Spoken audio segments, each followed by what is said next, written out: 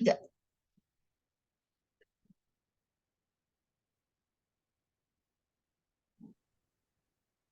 Dah. Bismillahirrahmanirrahim. Assalamualaikum warahmatullahi wabarakatuh.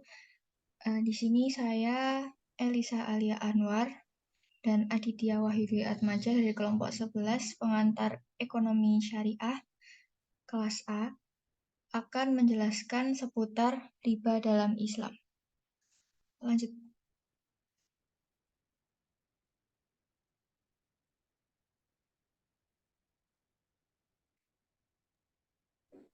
Oke, riba dalam Islam. Bisa lanjut slide-nya.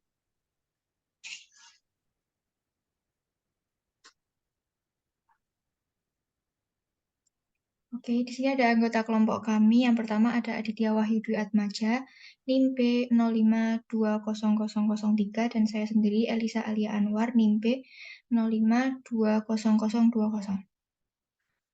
Lanjut.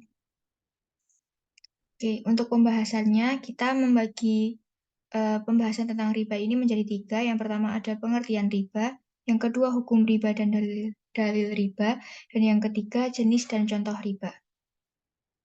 Lanjut. Untuk pengertian riba akan disampaikan oleh Saudara Adit. Silahkan. Baik, saya akan melanjutkan.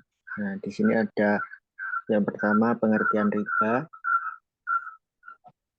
Secara etimologis, kata riba berasal dari bahasa Arab, berarti tambahan aziyadah, kemudian berkembang an-numu, kemudian membesar al-uwu dan meningkat al-irtifa. Sehubungan dengan arti riba dari segi bahasa tersebut, ada ungkapan Arab kuno menyatakan sebagai berikut. Arba fulan ala fulan iza azada alaihi. Seseorang melakukan riba terhadap orang lain jika di dalamnya terdapat unsur tambahan atau disebut liarbu ma'ataitum min syai'in litakhudu aksara minhu. Mengambil dari sesuatu yang kamu berikan dengan cara berlebihan dari apa yang diberikan. Abu Zahrah dalam kitab Buhusu fi al-Riba, tiap tambahan sebagai imbalan dari masa tertentu, baik pinjaman itu untuk konsumsi atau eksploitasi, artinya baik pinjaman itu untuk mendapatkan sejumlah uang guna keperluan pribadinya tanpa tujuan untuk mempertimbangkannya dengan mengeksploitasinya, atau pinjaman itu untuk dikembangkan dengan mengeksploitasikan, karena nas itu bersifat umum. Nah, yang kedua ada hukum riba dan dalilnya. Nah, di sini tahap larangan riba dalam Al-Quran yang pertama terdapat dalam surat Ar-Rum ayat 39. A'udzubillahi minasyaitonirrajim. Wa ma ataitum min riba liyarbu fi amwalin nasi fala yarbu indallah. Wa ma ataitum min zakatin turiduna wajhallahi faulaika humul mud'ifun. Dan sesuatu riba atau tambahan yang kamu berikan agar dia bertambah pada harta manusia, maka riba itu tidak menambah pada sisi Allah. Dan apa yang kamu berikan berupa zakat yang kamu maksudkan untuk mencapai keridhaan Allah, maka yang berbuat demikian itulah orang-orang yang melipat gandakan pahalanya. Kemudian yang kedua, dalam surat Ar-Rum ayat 39 ini menjelaskan bahwa Allah menyatakan secara nasihat bahwa Allah tidak menyenangi orang yang melakukan riba. Dan untuk mendapatkan hidayah Allah ialah dengan menjauhi riba. Allah menolak anggapan bahwa pinjaman riba yang mereka anggap untuk menolong manusia merupakan cara untuk mendekatkan diri kepada Allah. Pada ayat ini tidaklah menyatakan larangan dan belum mengharamkannya. Kemudian yang selanjutnya surat An-Nisa ayat 160 sampai 161. Fabidhulmin minalladzina hadu haramna alaihim thayyibatin uhillat lahum wa bisaddihim an sabilillahi katsira. Maka disebabkan kezaliman orang-orang Yahudi, kami haramkan memakan makanan yang baik-baik yang dahulunya dihalalkan bagi mereka. Dan karena mereka banyak menghalangi manusia dari jalan Allah. Wa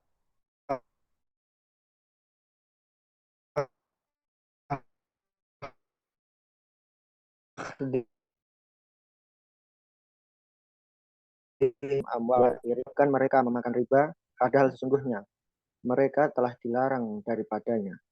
Dan karena mereka memakan harta benda orang dengan jalan yang batil. Kami telah menyediakan untuk orang-orang yang kafir di antara mereka itu siksa yang pedih. Nah, dalam surat An-Nisa ayat 160 sampai 161 ini menjelaskan bahwa riba digambarkan sebagai sesuatu pekerjaan yang zalim dan batil. Allah menceritakan balasan siksa bagi kaum Yahudi yang melakukannya.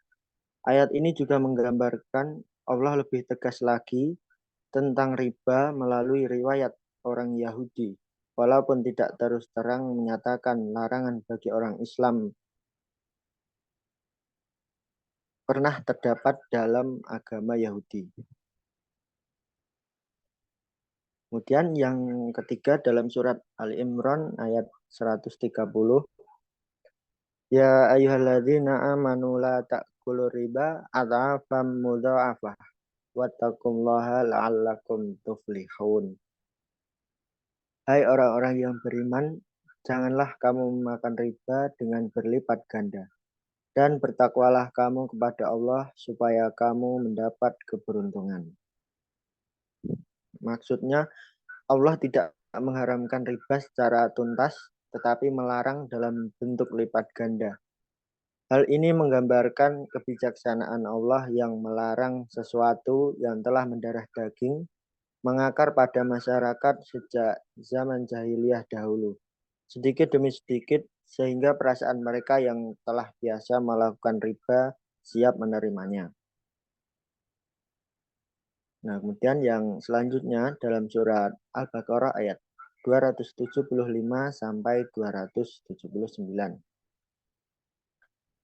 Alladzina ya'kuluna riba la yakumuna illa kama yakumul ladzi yatakhabbatuhu syaitanu minal mas. Dzalika bi annahum qalu innamal bai'u mislur riba. Wa ahallallahu al-bai'a wa harrama riba.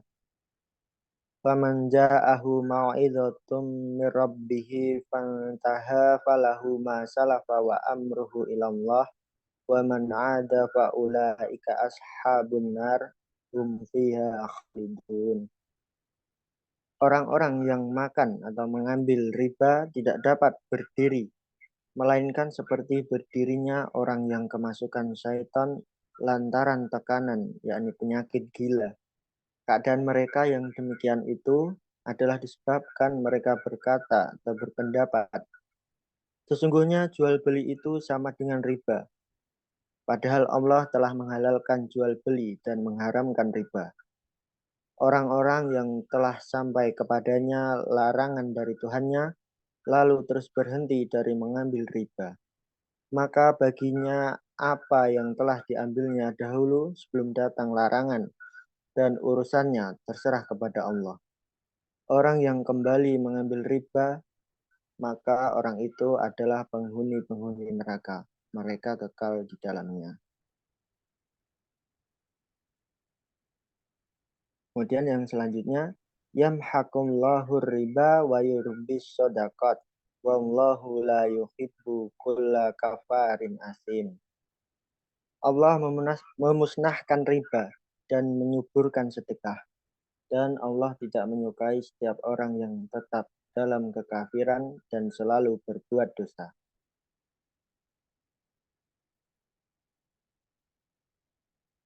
Yang selanjutnya, innalladzina amanu wa amilus solihati wa aqamus sholata wa atus zakata lahum ajruhum 'inda rabbihim wala khaufun 'alaihim wala hum yahzanun. Sesungguhnya orang-orang yang beriman mengerjakan amal soleh, mendirikan sholat dan menunaikan zakat, mereka mendapat pahala di sisi Tuhannya. Tidak ada kekhawatiran terhadap mereka dan tidak pula mereka bersedih hati. Baik, Kemudian yang untuk selanjutnya akan dijelaskan oleh Saudari Elisa. Oke, untuk ayat selanjutnya yaitu masih di Quran Surat Al-Baqarah yang berbunyi, Ya ayyuhalladzina amanu taqullaha wa dharu ma baqiya minar riba in kuntum mu'minin. Artinya, hai orang-orang yang beriman, bertakwalah kepada Allah dan tinggalkan sisa-sisa riba yang belum dipungut, jika kamu orang-orang yang beriman. Lanjut. Selanjutnya, fa'ilam taf'alu fa'dhanu biharbin minallahi wa rasulih wa in tubtum falakum ru'usu amwalikum la tadlimuna wa la tudlamun. Artinya, maka jika kamu tidak meninggalkan sisa-sisa riba, maka ketahuilah bahwa Allah dan Rasul-Nya akan memerangimu. Dan jika kamu bertaubat dari pengambilan riba, maka bagimu pokok hartamu, kamu tidak menganiaya dan tidak pula dianiaya.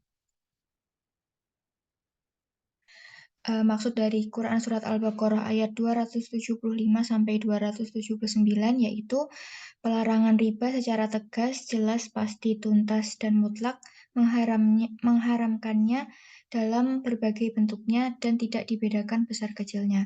Lalu yang kedua, bagi yang melakukan riba telah melakukan kriminalisasi, dan yang terakhir, dalam ayat tersebut, jika ditemukan melakukan kriminalisasi, maka akan diperangi Allah Subhanahu wa Ta'ala dan Rasul-Nya. Lanjut. Oke, yang selanjutnya ada jenis dan contoh riba. Yang pertama ada riba fadl. Riba fadl adalah kegiatan transaksi jual beli maupun pertukaran barang-barang yang menghasilkan riba, namun dengan jumlah atau takaran yang berbeda. Contohnya, penukaran uang 100.000 dengan pecahan 2.000 akan tetapi totalnya hanya 40 lembar saja, sehingga jumlah nominal uang yang diberikan hanya 96.000. Selain itu juga penukaran emas 24 karat menjadi 18 karat. Lanjut.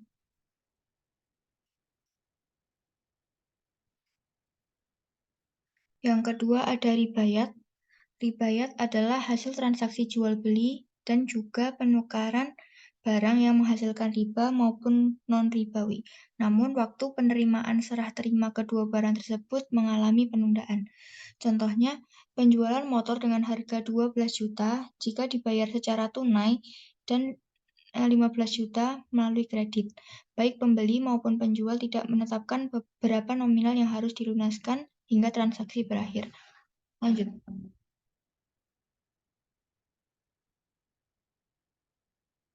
Yang ketiga ada riba nasiah.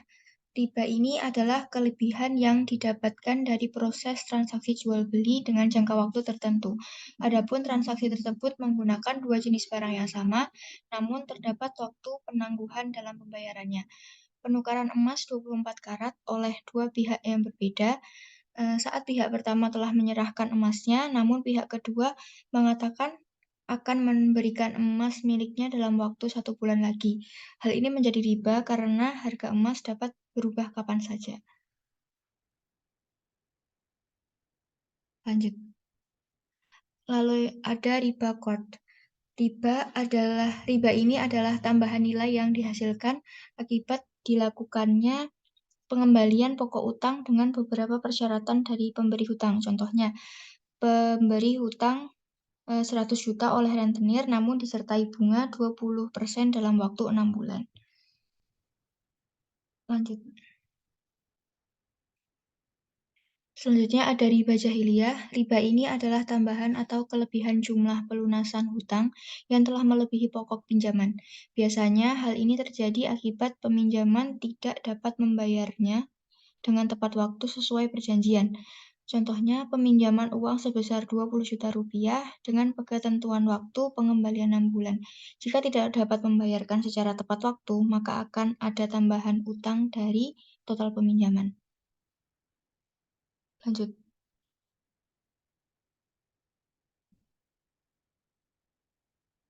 Oke, untuk materi selanjutnya ada cara menghindari riba.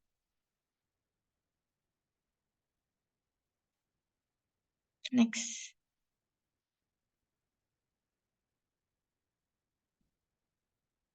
Oke, untuk menghindari riba, ini kita dapat melakukannya dengan 3 cara. Yang pertama, memahami bahaya riba, seperti yang sudah dijelaskan pada slide-slide sebelumnya, jika riba ini haram dan sangat dibenci oleh Allah Subhanahu wa Ta'ala dan Rasul-Nya.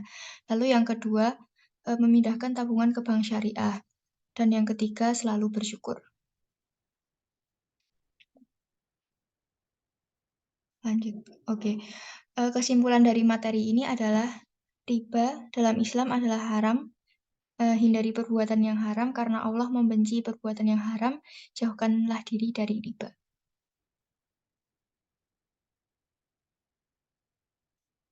Oke. Berikut kami tuliskan sumber-sumber yang kami dapatkan. Sekian materi yang dapat kami sampaikan. Kurang lebihnya kami mohon maaf. Sekian. Wassalamualaikum warahmatullahi wabarakatuh.